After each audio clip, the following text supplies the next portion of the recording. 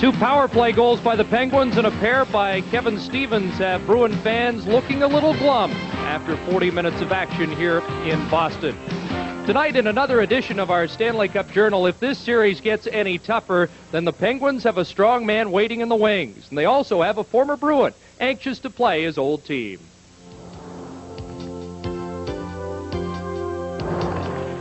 Pittsburgh's Jay Caulfield is proof that it's never too late. He began playing hockey in his mid-teens and didn't take up the sport seriously until a neck injury ended his college football career. I started when I was a teenager. I was in high school. We started playing hockey. I was around 15, 16 years old. And we had a high school team in Lansdale, Pennsylvania. And that was when the Flyers were really big back then.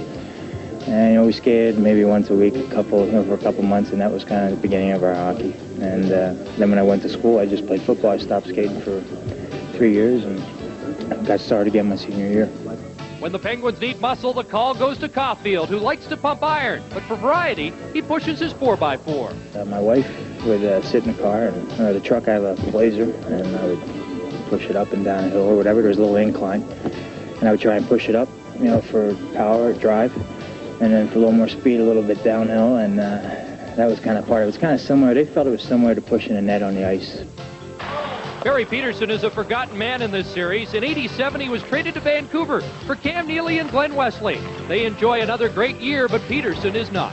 It's been frustrating the last 4 or 5 months. I felt like I really had a good training camp and started off averaging a point a game the first 8 or 10 games, and then things kind of went downhill from there for various reasons. And it's frustrating, but I'm lucky here that we have a very close team, and there's about 3 or 4 other guys in the same situation that I'm in, so that when I come to the rink and maybe I don't feel particularly positive that day, we all kind of gather around each other and pick our spirits up and go out and go about our job.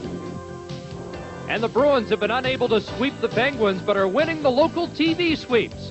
If television ratings are indicative of popularity in this city, then the Bruins are far and away Boston's team, easily outdistancing the NBA Celtics playoff game and baseball's Red Sox in the ratings when the 3 teams go head-to-head on television.